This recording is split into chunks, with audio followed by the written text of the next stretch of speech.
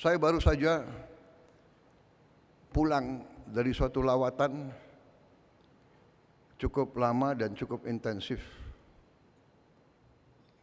16 hari kalau dipotong perjalanan bisa dikatakan total perjalanan ya mungkin 48 jam lebih. Dan saya hadir untuk pertama kali dalam KTT APEC,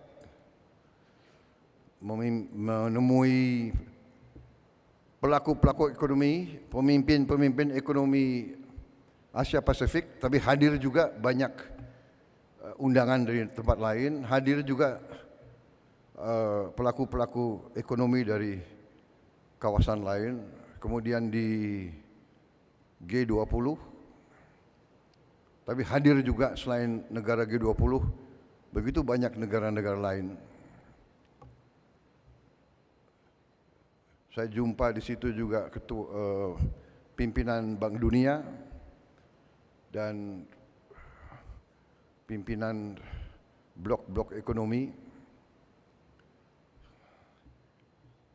Hampir seluruh konsensus melihat bahwa memang Indonesia dalam posisi yang sungguh sangat menguntungkan. Dari segi sumber daya, kita memiliki hampir semua elemen yang diperlukan untuk sebuah negara maju. Hampir semua elemen, mineral, tanaman, kekayaan laut yang dibutuhkan untuk Indonesia menjadi negara yang maju. Dan hampir sudah menjadi konsensus pakar-pakar ekonomi dan pakar-pakar geopolitik dunia bahwa Indonesia memang menjelang 2045 akan menjadi negara yang maju. Bahkan disebut negara keempat, kelima, ketujuh dunia.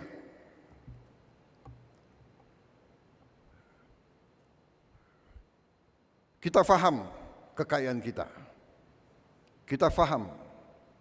Kita mengerti. Tapi banyak di antara kita yang sesungguhnya tidak menyadari apa efek, apa impact daripada kepemilikan kita terhadap sumber-sumber daya tersebut. Sumber daya dan mineral-mineral kritis yang dikatakan critical minerals yang dibutuhkan untuk negara industri teknologi tinggi. Karena itu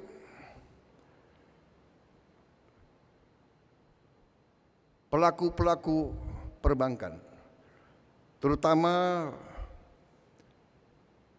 mereka-mereka yang bertanggung jawab atas kebijakan umum, atas regulasi dari pihak pemerintah, dari pihak otoritas keuangan, memainkan peran yang sangat penting. Dan untuk itu saya ucapkan terima kasih kepada Gubernur Bank Indonesia, jajaran Bank Indonesia, jajaran otoritas keuangan, dan semua pengambil keputusan, semua yang bertanggung jawab atas perumusan dan pengendalian ekonomi Indonesia, termasuk menteri-menteri dan menko-menko saya, termasuk tokoh-tokoh pemerintahan, tidak hanya masa sekarang, tapi masa-masa yang lewat. Kita berada di posisi ini karena keberhasilan pendahulu-pendahulu kita. Saudara-saudara sekalian, setiap saya keliling Indonesia, disegani. Jadi saya memang menikmati mungkin usaha kerja keras pemerintah-pemerintah yang sebelumnya. Karena saya hadir di KTT tersebut kurang 1 bulan berkuasa. Kurang 1 bulan menjabat, saya sudah dihormati. Bukan Prabowo yang dihormati, Indonesia yang dihormati. Dan dalam forum ekonomi tersebut, kenapa Indonesia dihormati? Indonesia dihormati karena ekonomi Indonesia dianggap berhasil dengan sangat cemerlang.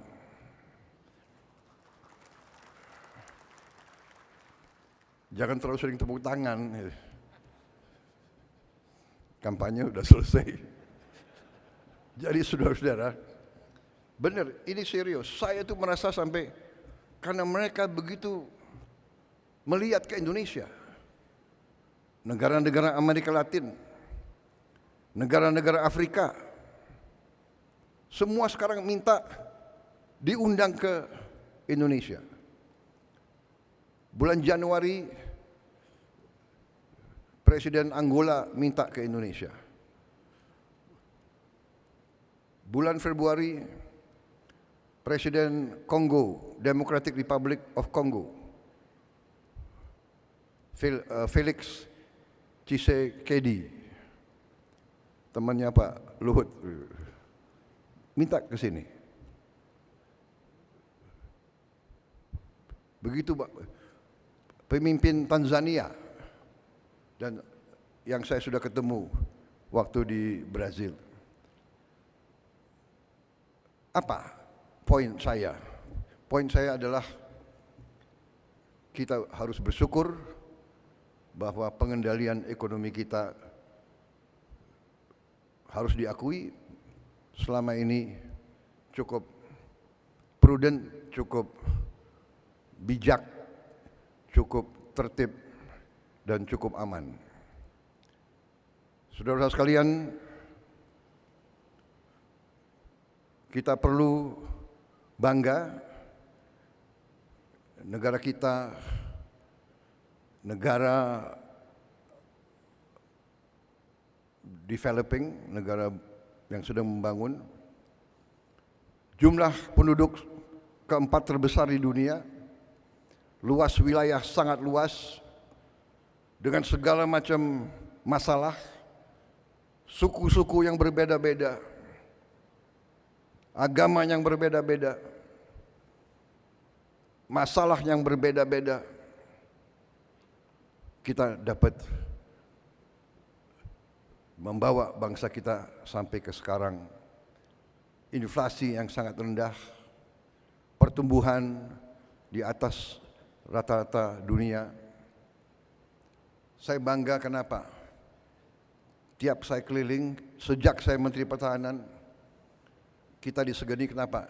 Negara sebesar kita, negara yang sedang membangun, kita terkenal tidak pernah default. Banyak negara yang seperti kita, defaultnya ada yang 5 kali, 10 kali, ada yang 13 kali default. Negara yang termasuk industri yang maju, teknologi yang maju, inflasinya pun di atas 60%.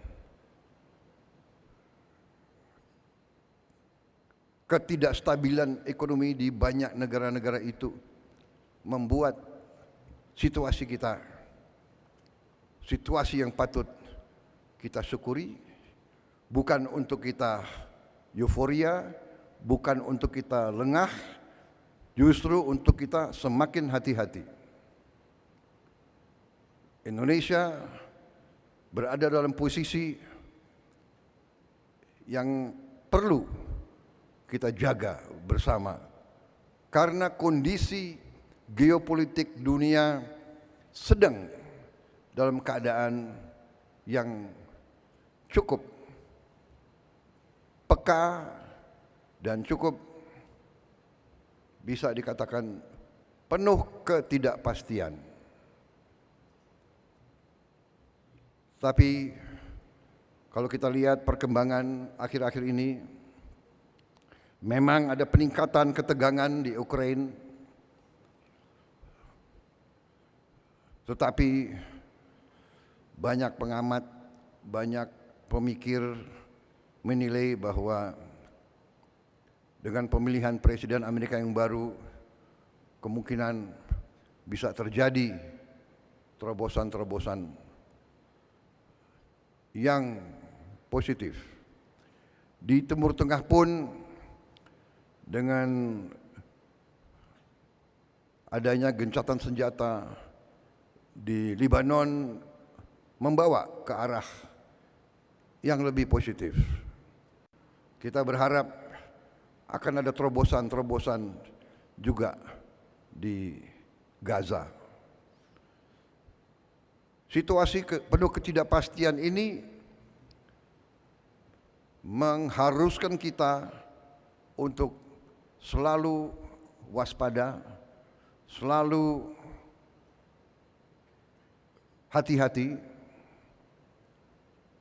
Tapi saya bersyukur bahwa suasana secara garis besar di Republik Indonesia ini cukup tenang dan cukup kondusif. Baru saja kita selesai pilkada kabupaten dan provinsi di seluruh Indonesia, puluhan provinsi, ratusan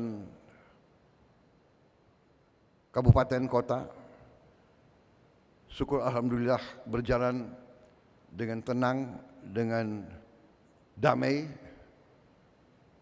Untuk itu juga saya ucapkan terima kasih kepada semua pihak yang telah bekerja keras.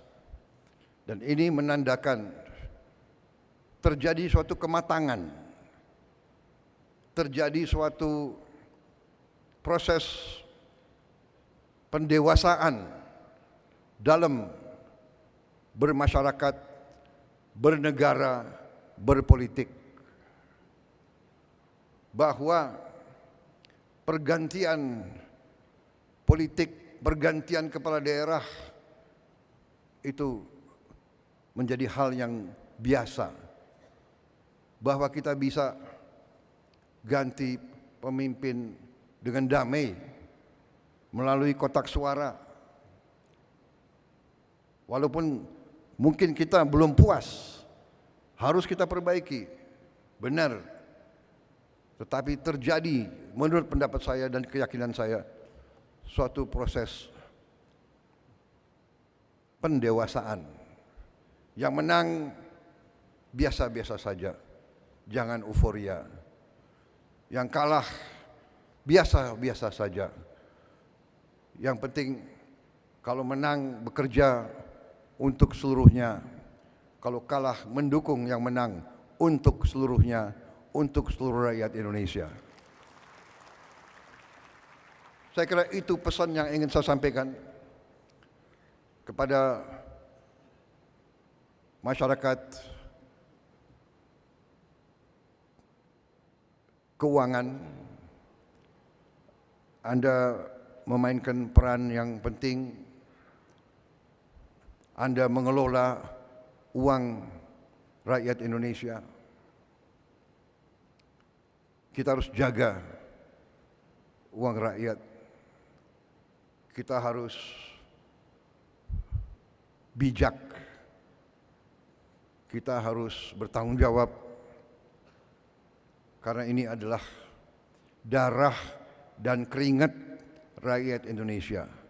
Darah dan keringat ratusan juta rakyat Indonesia yang bekerja sangat keras. Dan kita di ibu kota ini sekarang, di tempat yang baik ini sekarang, kita adalah penerima amanah. Kita adalah penerima mandat semua Kami di bidang politik adalah penerima mandat politik. Saudara-saudara di lembaga-lembaga keuangan adalah penerima mandat perekonomian. Saudara-saudara memegang kekayaan rakyat Indonesia. Saudara-saudara diberi kepercayaan, trust, credibility, itu adalah di pundak saudara-saudara. Tugas dan tanggung jawab saudara tidak ringan. Saudara-saudara sekalian, keuangan adalah bagian yang sangat vital daripada kedaulatan dan kemerdekaan suatu bangsa. Saya ingat ada seorang pemimpin politik yang pernah mengatakan, kalau Anda mau menghancurkan suatu negara, hancurkanlah pertama mata uangnya. Jadi, saudara-saudara, Gubernur BI, Menteri Keuangan, Ketua OJK, semua pelaku keuangan, tugas dan tanggung jawab saudara tidak ringan. Kalau pakai ilmu tentara, mungkin saudara-saudara adalah jenderal-jenderal bintang 4. Kedaulatan dan kemerdekaan bangsa Indonesia, saudara berada di garis paling depan. Saya ingat itu, dan itu memang kita waspadai. Saudara-saudara sekalian, fundamental kita kuat. Sumber-sumber daya kita kuat. Kekayaan kita kuat. Kekayaan kita banyak. Masalahnya bagi bangsa yang kekayaannya banyak, elitnya suka lengah. Itu dikatakan, ya, the curse of a resource-rich nation. Ada curse. A resource-rich nation sometimes cannot take care and protect their resources.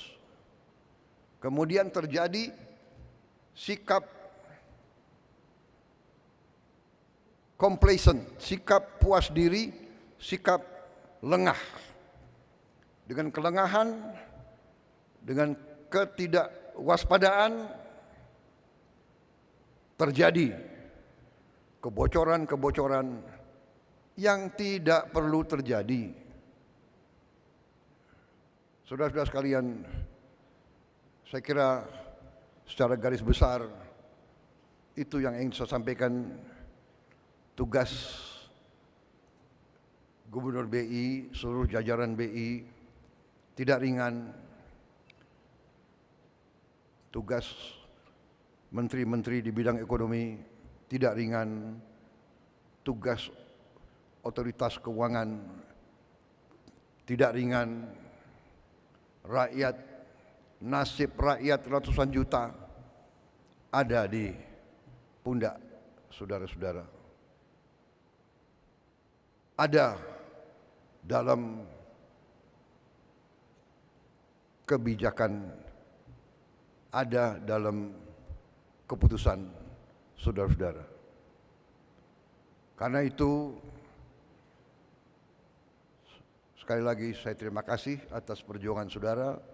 Kita bersyukur sekian puluh tahun dengan segala kekecewaan kita, dengan segala kekurangan, dengan segala harapan kita yang lebih, kita bersyukur kita berada di posisi ini. Kita harus lebih tertib, harus lebih waspada, akan kita atur, Akan kita kurangi hal yang tidak benar. Ya, kita harus bertekad menciptakan pemerintah yang bersih. Karena di mana-mana pemerintah bersih, clean government, clean governance, itu yang menjamin kemakmuran. Clean government, pemerintah bersih, pemerintah efisien yang bisa nanti terus menjaga dan mengelola kekayaan negara. Saudara-saudara adalah benteng terdepan. Atas nama pemerintah Indonesia, saya ucapkan terima kasih kepada semua pelaku-pelaku keuangan. Jagalah kepercayaan rakyat, berbuatlah yang terbaik, berfikirlah yang terbaik untuk keselamatan dan kebaikan masa depan bangsa Indonesia. Memang sengaja arahan-arahan saya sudah disiapkan pointers, sekian persen ini, sekian persen itu. Saya kira saudara lebih mengerti hal-hal seperti itu. Saya menyampaikan